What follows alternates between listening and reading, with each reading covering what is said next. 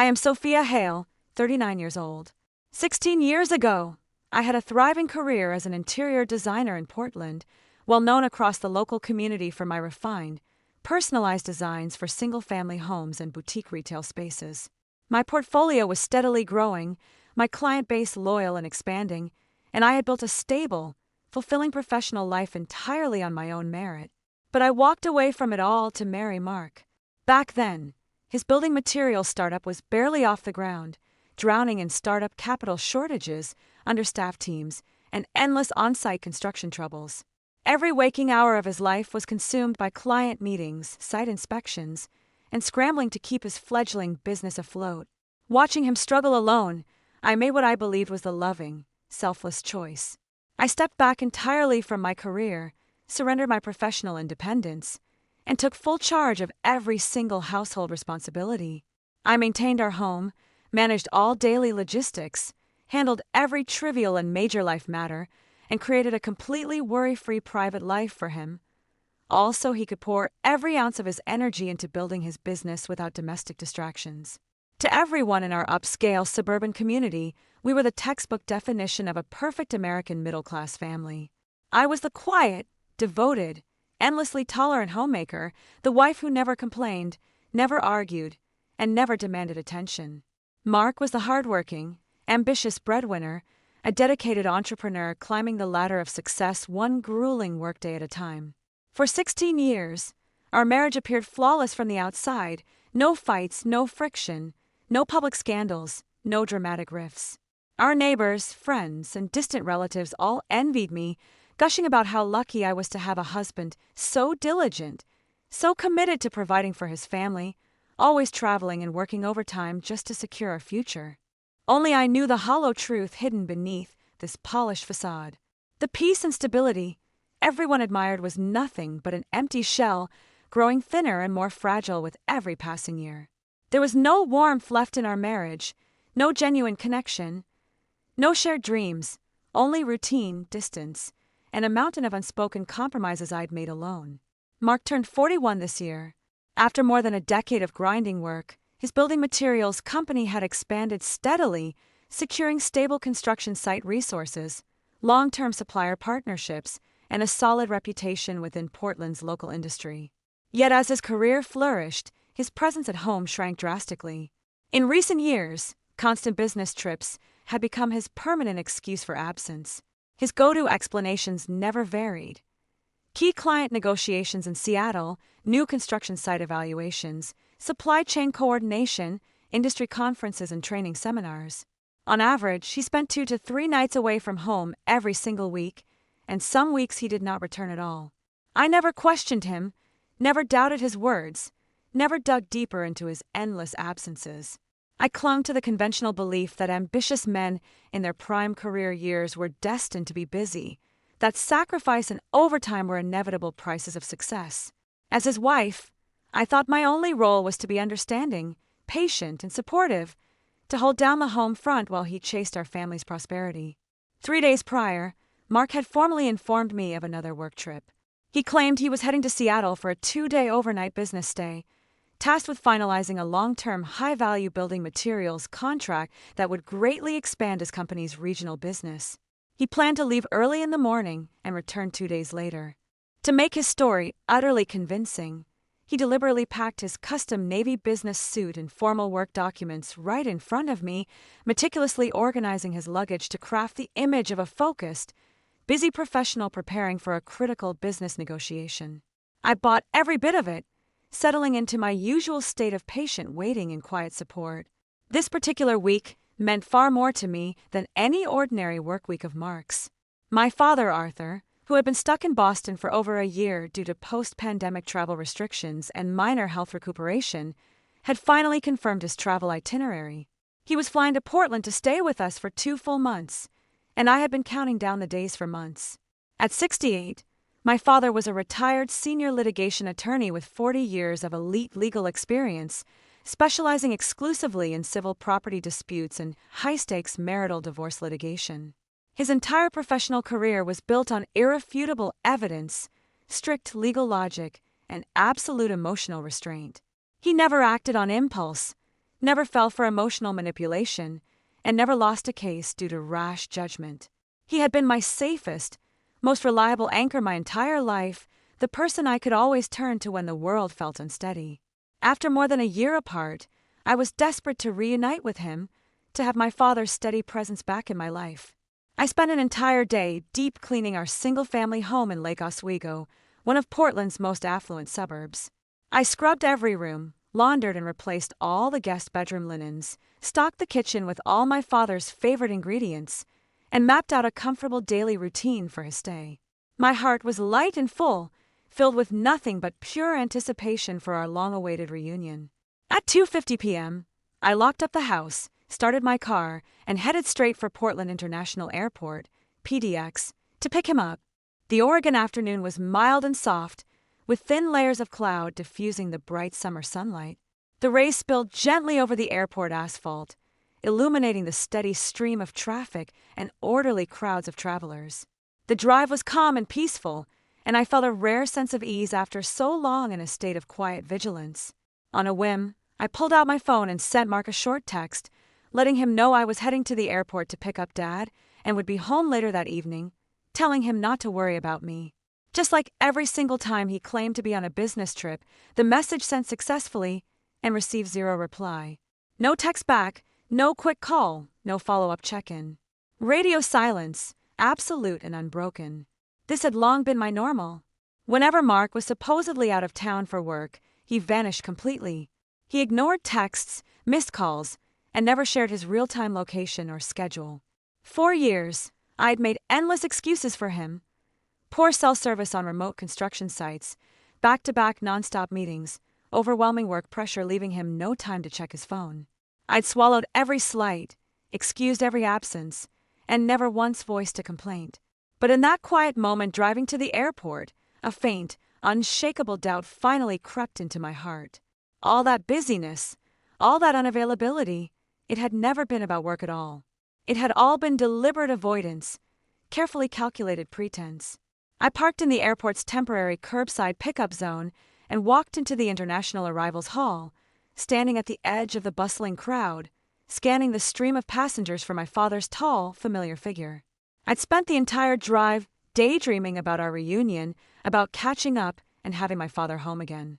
I never imagined that the first person I would recognize in that crowded airport would be my own husband, the man I trusted completely for 16 years. Down the pedestrian walkway, Mark stood in full view, wearing the exact custom navy business suit he'd packed 3 days prior. His posture was relaxed and easy, no trace of the exhaustion that should have come with a long-distance business trip and back-to-back work meetings.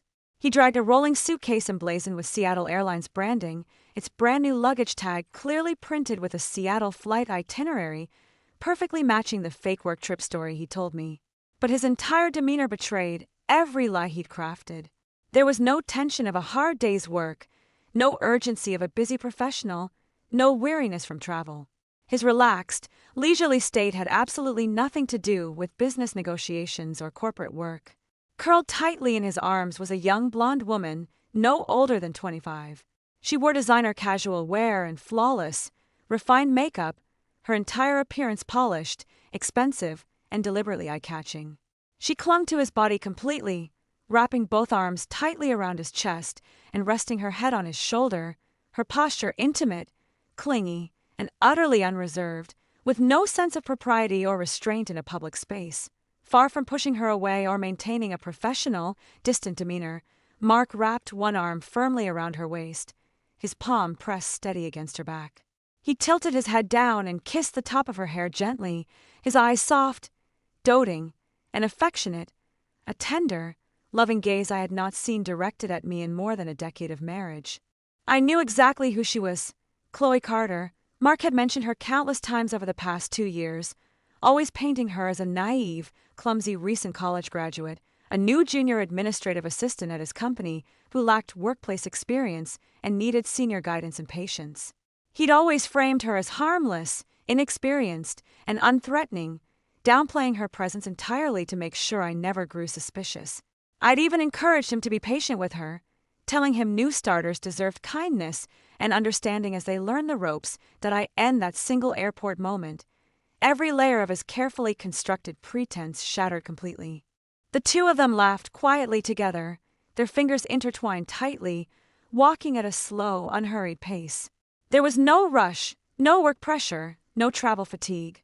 Only the relaxed comfort of two people enjoying a secret private moment, completely oblivious to the surrounding crowd. As they chatted softly, they turned side by side and walked toward the airport parking garage, ready to leave together. I froze in place, my feet rooted firmly to the airport tile floor, every drop of warm blood in my body turning ice cold. I did not scream, did not cry, did not rush forward to confront them, did not even tremble. All my emotions simply vanished in an instant. Shock, grief, anger, confusion, replaced only by a sharp, crystal clear, undeniable truth. In that silent, paralyzing second, every single unanswered absence, every late empty dinner table, every lonely night I'd spent waiting for him, every last-minute schedule change, every vague, dismissive excuse he'd ever given me wove together into an unbroken chain of lies. He had not been busy with work all those years. He had not been sacrificing his time for our family. He had simply been giving all the tenderness, attention, and companionship that belonged to me to another woman.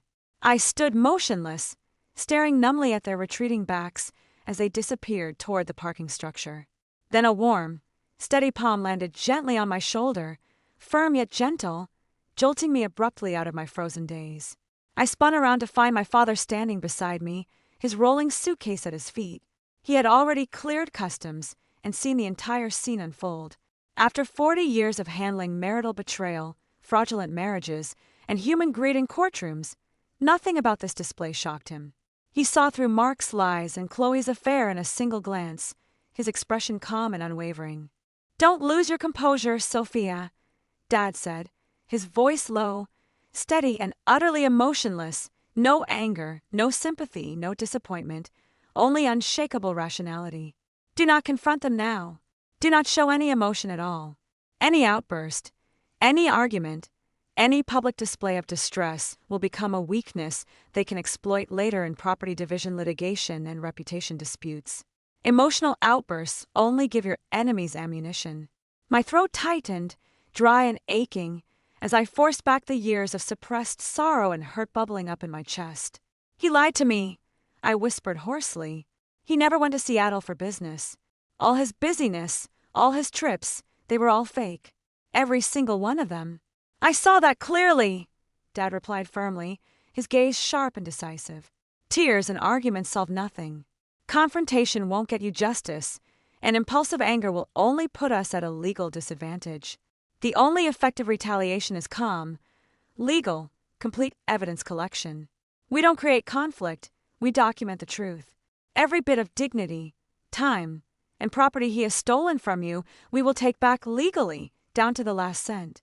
I stared into my father's steady, resolute eyes, and the heavy, weary grief I'd carried for years melted away completely. In its place came unbreakable certainty. I was no longer a helpless, tolerant wife trapped in a one-sided marriage. I had the most professional, level-headed legal expert standing firmly on my side. 16 years of blind devotion and misplaced trust ended right here, right now. I would no longer tolerate, compromise, or drain myself for a lying, ungrateful husband. I was going to take back everything that belonged to me. The drive home was long and quiet, the car filled only with the steady hum of the engine. I did not pour out my heart or vent my grievances, and my father did not press me for details or offer empty comfort. We both understood the unspoken rule of this battle. Emotion is the most useless thing in a fight for justice and restitution. Careful planning and solid evidence are the only true paths to victory. We drove through the tree-lined streets of our upscale suburban neighborhood, past neatly trimmed lawns, towering evergreen trees, and immaculate single-family homes. Every corner of this community held traces of my 16 years of careful maintenance and dedicated homemaking. This home was the safe harbor I'd built with my own sacrificed career and endless hard work. Yet it had become the very foundation Mark relied on to deceive me, to take my devotion for granted, and to indulge his selfish greed and infidelity. We arrived home at 4:45 p.m. The house was spotlessly clean, perfectly organized, maintained to the strict daily standard I had upheld for 16 years without fail. After a short rest, at exactly 5:15 p.m., familiar headlights filtered through the courtyard greenery and fell across the living room. Mark's car had pulled into our driveway right on schedule. He pushed open the front door, his custom suit still crisp and wrinkle-free, no trace of travel dust or work fatigue on his face. His expression was relaxed and carefree, slipping instantly into the familiar gentle mask he wore for years, the hard-working, devoted husband returning home after a grueling business trip. He set his Seattle-branded luggage bag by the entrance smoothly, every movement rehearsed and flawless. "Honey, the Seattle negotiation was incredibly stressful," he said quickly, stepping toward me with feigned exhaustion in his tone. "I met with multiple client teams back-to-back the entire time, not a single minute to rest. The drive back was terrible with heavy traffic. I'm absolutely worn out." He leaned in instinctively to greet me with a close, affectionate gesture, a routine he'd perfected for years. I shifted slightly sideways, subtly dodging his advance. My movement was so natural, so slight, that it looked like an unintentional shift. Mark noticed nothing unusual, remaining completely unaware that his lies had already been fully exposed. "Did you drive back all the way from Seattle today?" I asked flatly, no anger, no suspicion, just a calm, neutral confirmation. "Yeah," he nodded confidently, his lie rolling off his tongue without the slightest hesitation. "I flew over early this morning, wrapped up all my meetings by noon, and decided there was no point staying overnight. I drove straight back so I could get home to you sooner." This story fit his perfect public persona flawlessly: hardworking, career-focused, and endlessly devoted to his family. Once, I would have felt guilty for his hardship, rushing to comfort him and thank him for his dedication. Now, every single word he spoke sounded absurdly ironic and pathetically clumsy to my ears. My father, who had been sitting quietly on the living room sofa, seemingly resting and observing, finally spoke up. His tone was casual and mild, yet every word struck straight through the flaws in Mark's lie with pinpoint legal precision. "Your timeline doesn't add up," Dad stated calmly, his logic unassailable. "Seattle-Portland flight, records, show your return flight landed at 2:48 p.m. this afternoon. If you finished all your work by noon and drove back immediately, you could not have landed at the airport at that time. Your explanation has a fundamental, irreconcilable loophole." The gentle smile on Mark's face froze instantly. A flicker of panic flashed across his eyes, fast but unmistakable. He recovered in less than a second, forcing a casual laugh to cover his unease.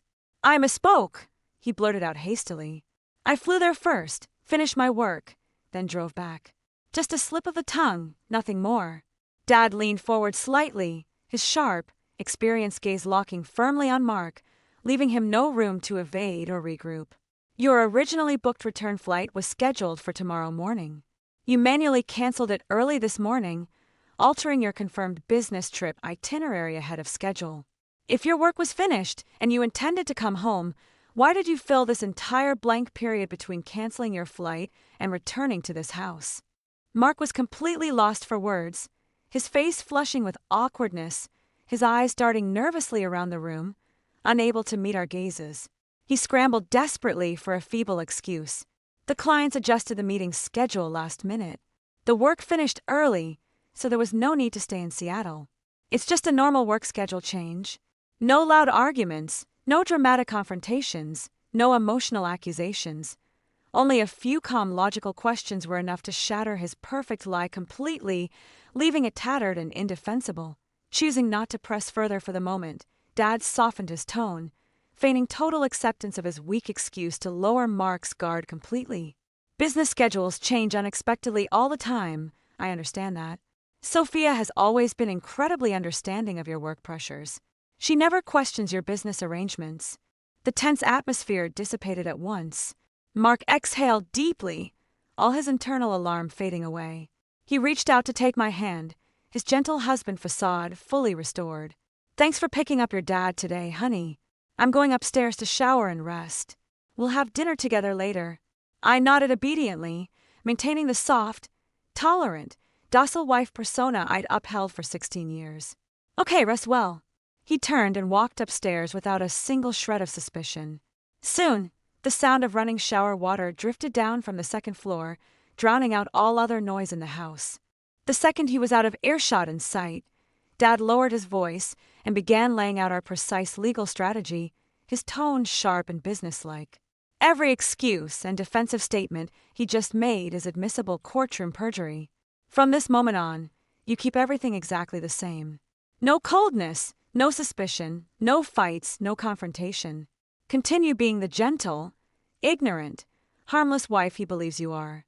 The more docile and unsuspecting you appear, the more relaxed his guard will be, and the more flaws and evidence he will expose on his own.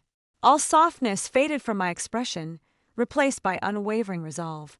I'll follow every arrangement you make. We conduct all investigations and evidence collection in absolute secrecy, Dad explained methodically. We document every lie about his work trips, every false business excuse, every questionable financial move. We audit every marital asset stream, every large transfer, every unexplained expenditure, every hidden property purchase. We do not fight battles blindly.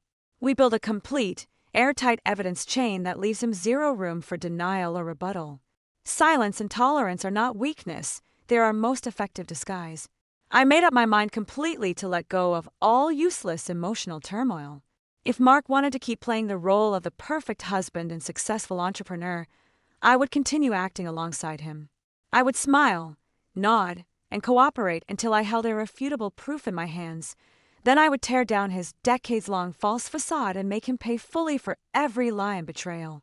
Early the next morning, dawn broke softly over the neighborhood. Mark got up and prepared for work at his usual time, still wearing his tender husband mask. He leaned down to kiss my forehead before leaving, murmuring gentle words for me to rest well, his performance warm and flawless, hiding every trace of a secret deception. The moment his car drove out of the community and disappeared from sight, my father and I immediately launched our formal evidence collection work without the slightest delay. For 16 years of marriage, I had managed all daily household expenses independently: utility bills, property fees, groceries, home supplies, daily purchases. Every small household expenditure was recorded and organized clearly, with no messy or missing accounts. But starting from the third year of our marriage, Mark had completely monopolized control of all high-value marital assets under the pretext of shielding me from complicated business finances. He took full authority over all company accounts, large-scale investments, real estate purchases, and all corporate and personal large fund transfers. He never took the initiative to share asset details with me, and I never actively checked. I had always believed in marital unity and honesty, assuming all our accumulated wealth was shared family property, saved for our future security and retirement. I never imagined that while I devoted myself entirely to our family, sacrificing my career and personal growth to support his business rise, he had secretly begun draining our marital assets to fund his extramarital affair. We sat down at the study computer, logging into our joint marital bank account and all linked debit and credit card accounts. We pulled up 2 full years of financial transaction records, carefully cross-checking every expenditure, transfer time, recipient account, and transaction note. We scrutinized every single entry with rigorous legal precision, leaving no abnormal detail unchecked. It only took 20 minutes for the cold, brutal truth to crush every last shred of my naive hope. The timeline was brutally clear and perfectly aligned. Exactly 2 years prior, the same month Chloe officially joined Mark's company as an administrative assistant, our joint account began showing regular, repeated large abnormal withdrawals. At first, the transfers were small, ranging from hundreds to a few $1,000s, subtle enough to avoid detection and test my unawareness. Gradually, the amounts climbed higher, stabilizing at consistent 5-figure monthly withdrawals.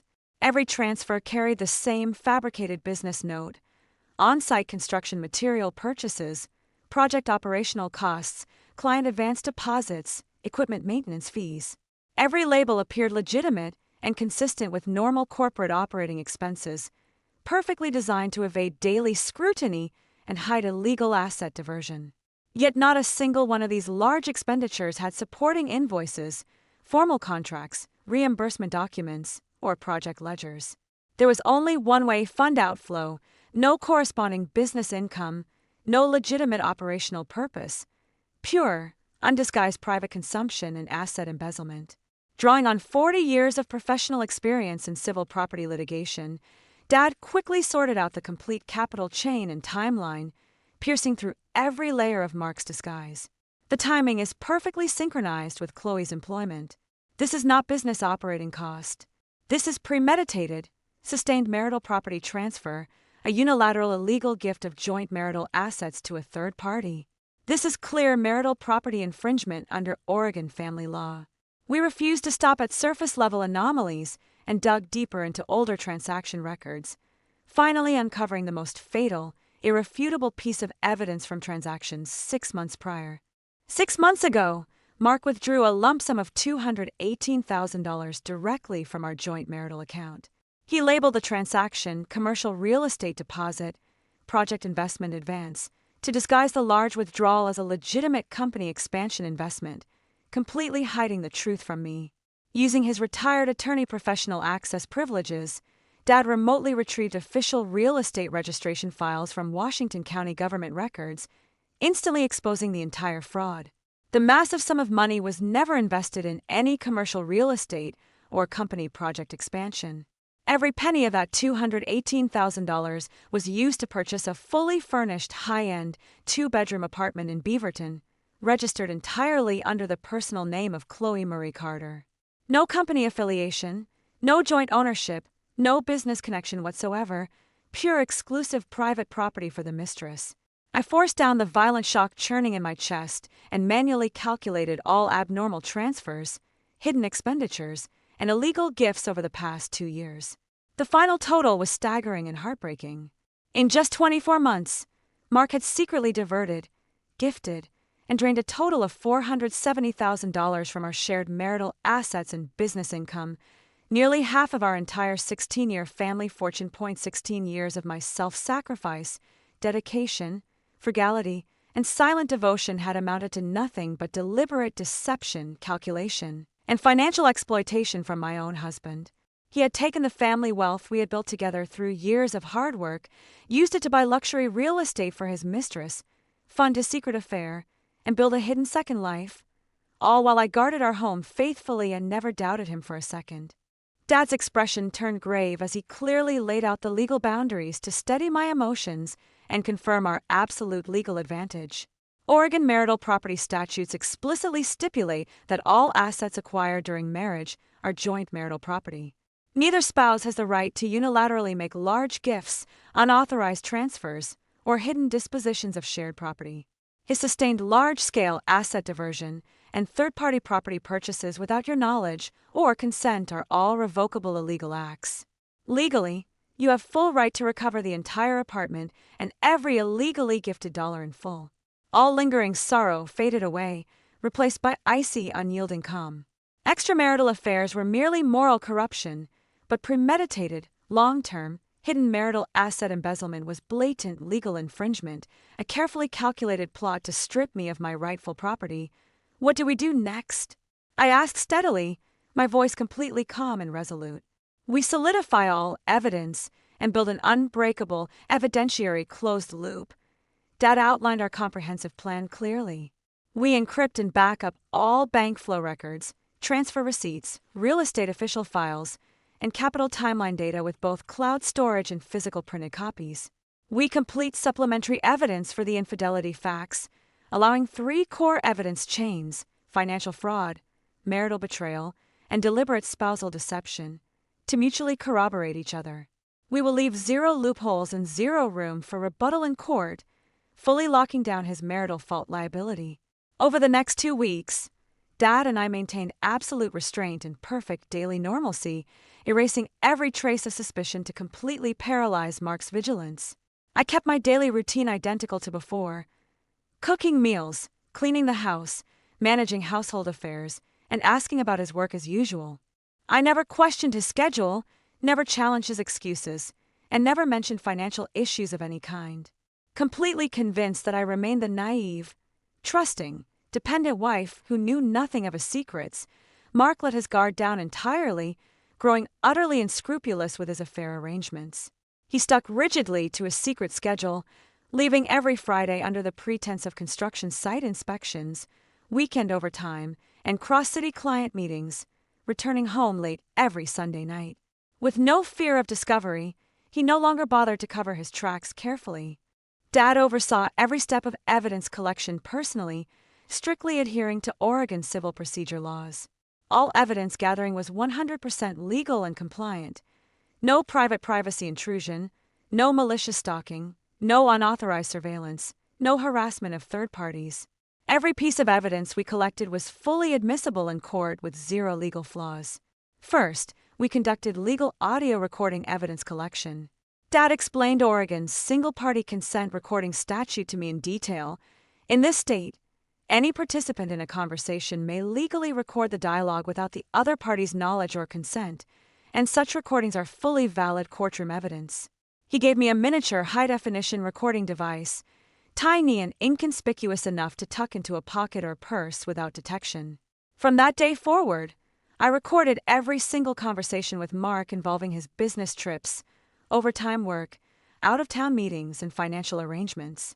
Every fake excuse, every fabricated work schedule, every deliberate lie he told was captured in clear, complete audio, irrefutable proof of his long-term spousal deception. Second, we verified his false work schedules through official location tracking data. Through compliant back-end access to his company's work vehicle management system, Dad legally retrieved full GPS location trajectories for Mark's work car, cross-referencing every recorded coordinate with his claimed work itinerary. The data was conclusive and damning. During every weekend he claimed to be working overtime, inspecting construction sites, or negotiating out-of-town business. His vehicle never once appeared at any construction site, business park, or partner company location. Its GPS coordinates remained fixed exclusively in the parking lot of Chloe's Beaverton apartment complex for the entire duration of his supposed work trips. This fully confirmed that his business excuses were nothing but a cover for secret trysts with his mistress. Third, we obtained visual evidence of their intimate relationship through legal public area filming. We parked on the municipal public road outside Chloe's apartment building, a fully public space with no private territory intrusion or illegal indoor surveillance. From a legal distance, we captured high-definition video footage of Mark and Chloe's repeated intimate interactions.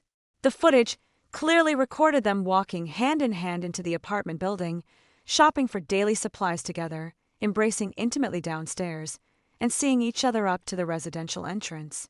Every video's timestamp precisely matched the dates and times of Mark's fake business trips and overtime claims, perfectly corroborating his lies and infidelity.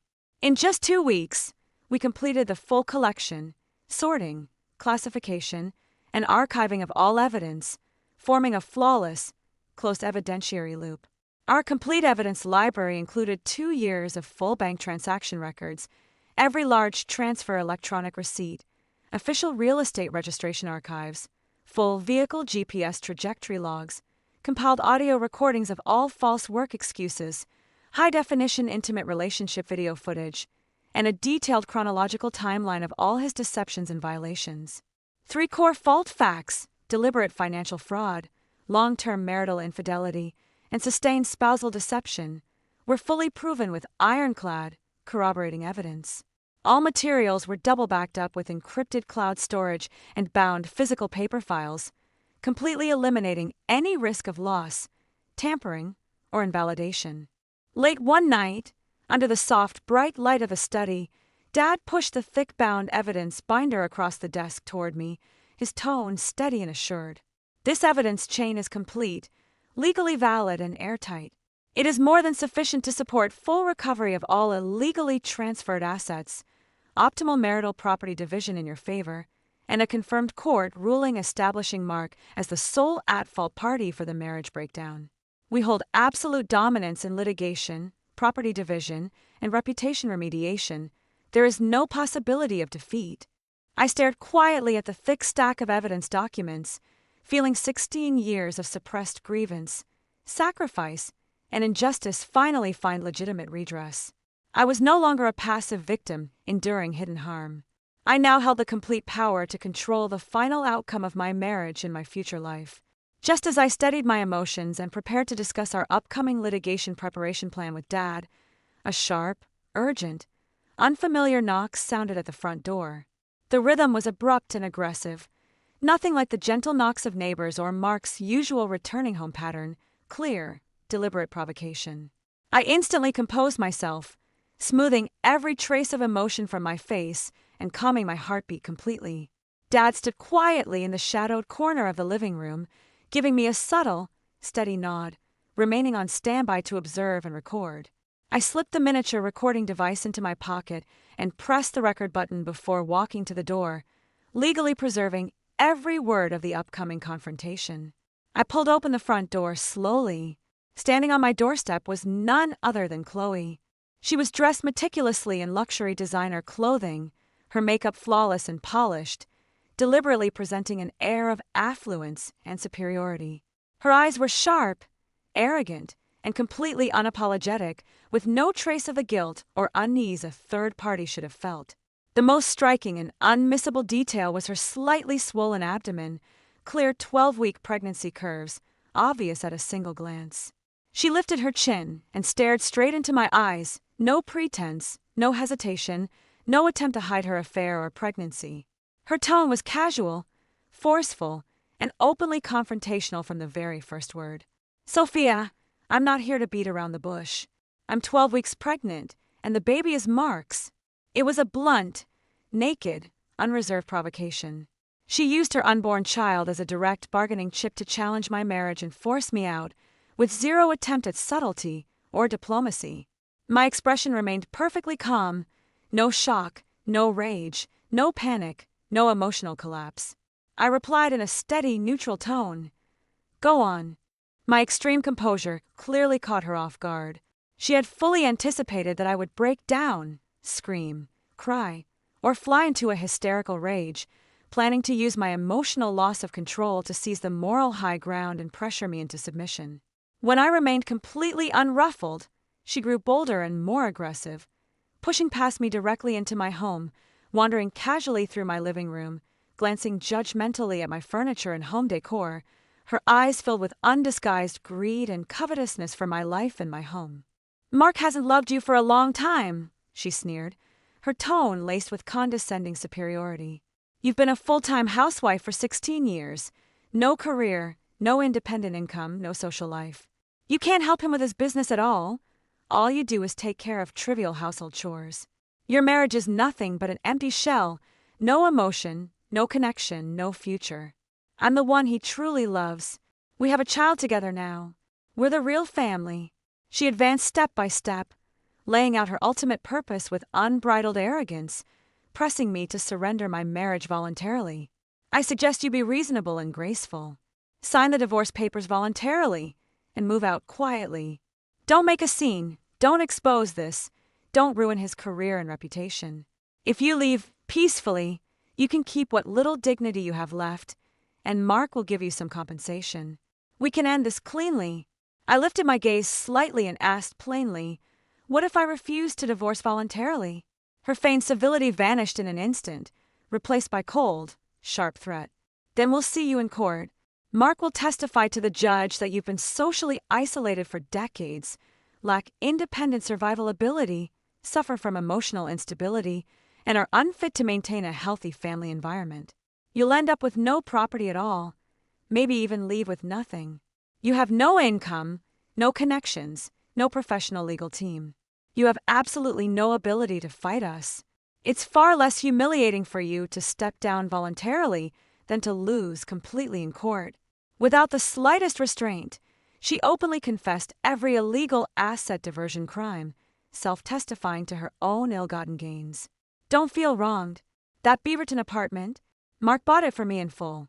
For 2 years, he's been sending me monthly living expenses, supporting me fully. I'm the one he's always chosen. You're just an obsolete old wife trapped in an empty house." Every arrogant boast, every threatening word, every triumphant confession was captured clearly, completely, and legally by my recording device. No inducement, no coercion, no editing. Every damaging statement was her own voluntary, unprompted admission that I end that single visit. She personally delivered our most critical, irrefutable piece of litigation evidence, openly confirming her long-term extramarital relationship, pregnancy status, receipt of large-scale marital asset gifts, and long-term financial support from my husband during our marriage, Dad remained hidden in the corner the entire time, watching silently and recording every word. Without intervening, letting her recklessly convict herself with her own arrogance. I maintained my calm, poised demeanor until the end, speaking softly, "I understand your demands. I'll consider your proposal." Chloe misread my composure as fear and surrender. She left my house wearing the triumphant smile of a victor, fully convinced she had already won, that she would soon replace me as Mark's legal wife and take possession of my home, my assets, and my life. The second the front door closed, I turned off the recorder, my mind completely clear and unshaken. She thought she was manipulating the situation perfectly, steadily seizing control of my marriage and future. In reality, her greed and arrogance had destroyed every last one of her illegal gains and completely locked down conclusive proof of Mark's marital fault and financial fraud. 1 week later, Mark's annual family flagship gala was held as scheduled. It was the largest, most high-profile social event of his family's year, hosted at a top-tier downtown Portland banquet hall, attracting hundreds of attendees including senior family elders, distant relatives, long-term business partners, industry peers, and close personal friends. This annual gala was Mark's core stage for polishing his perfect social image, consolidating his business reputation, and maintaining his family prestige. For years, he had relied on this event to build his public persona, a self-made, diligent entrepreneur, a responsible family man, a man of integrity and reliability. He basked in the unanimous praise and trust of everyone in his circle, building his entire career and social status on this carefully crafted fake identity. For the entire week leading up to the gala, Mark constantly boasted to relatives and partners about his booming business, stable and harmonious family life, and perfect marriage. He immersed himself in his self-created illusion of success, completely unaware that the reckoning for all his lies and crimes was imminent. On the night of the banquet, I dressed elegantly and appropriately, with subtle, refined makeup and a calm, composed demeanor, no sorrow, no anger, no hidden hostility. Dad wore a formal tailored suit, steady and powerful, accompanying me as a family guest. We participated in the event with polite conversation and warm, social interaction, perfectly maintaining the image of a harmonious family, lulling all attendees into complete complacency, and ensuring no one suspected the storm about to break. The banquet proceeded smoothly, with exquisite cuisine and a warm, celebratory atmosphere. Relatives chatted cheerfully, business partners exchanged pleasantries, and the entire room praised Mark's outstanding achievements and exemplary family life.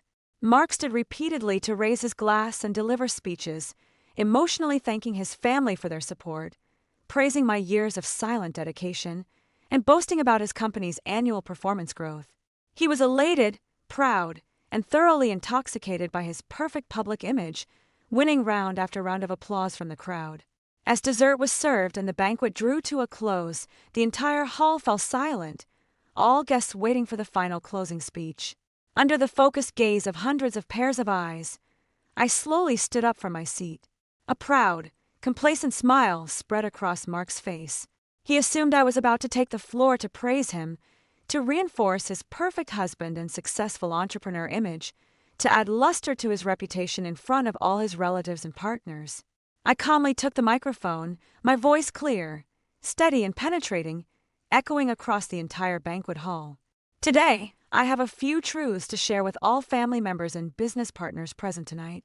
Before the crowd could react or process my words, I connected directly to the banquet's giant projection screen and displayed our first core evidence, the 2-year full marital fund transfer ledger. The screen clearly displayed every large-scale fund outflow with precise timestamps, exact amounts, transaction notes, and final fund destinations. The truth of $470,000 in hidden marital asset diversion was laid out in full view, undeniable and irrefutable. The warm, festive atmosphere of the banquet vanished in an instant. The entire hall fell dead silent, every guest wearing a look of stunned shock and disbelief. Mark's face drained instantly to a deathly pale white. He lost all composure, striding forward hurriedly in a panic, his voice sharp and frantic. "Sophia, "Turn off the screen right now. What are you doing? This is ridiculous." I completely ignored his frantic obstruction, maintaining my calm, clear tone as I stated every truth publicly. For 2 years, my husband Mark has repeatedly fabricated excuses of business trips, construction site overtime, and out-of-town inspections to secretly transfer joint marital assets and financially support his mistress Chloe. He has embezzled and diverted a total of $470,000 in shared family property. The second page of the projection displayed the official Washington County real estate registration file, fully exposing the $218,000 fully paid Beaverton apartment registered exclusively under Chloe's name, completely debunking Mark's fake commercial investment lie. The evidence of illegal real estate gift and marital asset embezzlement was laid bare for everyone to see. Immediately after, the screen played our high-definition surveillance footage in full loop. Frame after frame showed Mark and Chloe walking hand in hand, embracing intimately, and entering the private apartment together during every weekend he had claimed to be working overtime. The perfect timestamp alignment completely dismantled all his false work excuses and confirmed his long-term marital infidelity. Finally, the banquet's full audio system played Chloe's aggressive door-to-door provocation recording. Her arrogant voice echoed through every corner of the hall, her own admissions of pregnancy, long-term financial support, receipt of a full-paid luxury apartment, and demands for me to leave my marriage and home ringing clear and sharp for every guest to hear. Hundreds of attendees erupted into collective shock and outrage. Disappointment, disdain, and condemnation spread rapidly across the crowd. In just a few short minutes, Mark's decades of carefully polished dignity, credibility, social reputation, perfect family image, and professional persona collapsed completely, reduced to nothing but ashes. Mark stumbled over himself in a desperate attempt to defend and whitewash his crimes, spouting excuses of accounting errors, edited content, and one-sided framing. But our complete, mutually corroborating evidence chain left him zero room for denial or rebuttal. Elder family members wore faces of profound disappointment, his parents sat pale and speechless, and his business partners exchanged horrified glances, immediately pulling out their phones to terminate cooperative relationships and cut off all business ties with his company. The originally grand, celebratory family gala ended in awkward, humiliating chaos. Mark was publicly disgraced, completely shamed in front of his entire family and business circle, abandoned and isolated by everyone who had once trusted and admired him. 3 weeks later, the formal divorce litigation commenced. Dad represented me professionally in court, submitting, displaying, and corroborating every piece of legal evidence one by one. All audio recordings, video footage, bank transaction records, real estate files, and chronological evidence were fully admitted by the court, confirming clear facts and definite marital fault. The court issued its final, irrevocable judgment, delivering thorough and impartial justice. First, Chloe was ordered to fully return the Beaverton apartment and all marital asset gifts received over 2 years, with all illegal gains recovered and merged into the joint marital property pool for division. Second, Mark was confirmed as the sole at-fault party for marital breakdown and deliberate illegal marital asset diversion. I was awarded 65% of the remaining marital assets, with our family's single-family house fully awarded to me as exclusive personal property, with no reciprocal obligations required.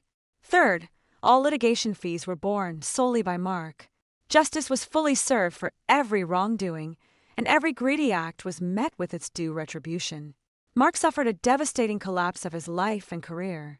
His accumulated wealth shrank drastically, core business partnerships were completely severed, clients abandoned him, his company downsized massively, and his once thriving business teetered on the brink of bankruptcy. Abandoned and distrusted by his entire family and social circle, he ended up completely isolated, penniless, and reputational ruined. All his years of hard work, reputation, family, and career reduced to zero overnight. Chloe's 2 years of scheming and greedy calculation ended in complete futility. She lost the luxury apartment and all monthly financial support, left with nothing to show for her deliberate destruction of a family. Pregnant, penniless, and completely abandoned by Mark, she lost every material benefit she had coveted, all her arrogant delusions of replacing me crumbling into nothingness. As for me, I broke free entirely from the shackles of my fake, deceptive marriage, bidding farewell to 16 years of humble sacrifice and self-abnegation. I fully recovered my legal property rights, personal dignity, and control over my own life. I reactivated my long-suspended interior designer license and restarted my professional career, relying on my own skills and talent to build an independent, stable, fulfilling new life. With my father's steady companionship and unwavering support, I finally owned a life completely free, independent, and self-determined. I never resorted to hysterical outbursts, violent conflicts, or extreme retaliation. I achieved the most dignified, thorough, and fair revenge through nothing but calm rationality and legal justice. Betrayers are always ultimately consumed by their own betrayal, and greed always leads to total ruin. I walked away from the draining, false marriage that had wasted my youth and devotion, stepping firmly into a bright, brand new future that belonged entirely to myself. 16 years of misplaced devotion taught me the cruelest truth. A marriage built on one-sided sacrifice can never last, and blind tolerance only breeds endless greed and betrayal. I once thought love and dedication could sustain a family, but I finally understand that true happiness never comes from clinging to others, but from standing firm on one's own feet. The past pain has faded into gentle lessons, no longer a shackle to bind me, but an armor that protects my future. With my career restarted, my life reclaimed, and my father by my side, I embrace every new day with calmness and courage. No longer a wife defined by marriage, I am simply Sophia Hale, independent, talented, and utterly free, writing my own wonderful story for the rest of my life.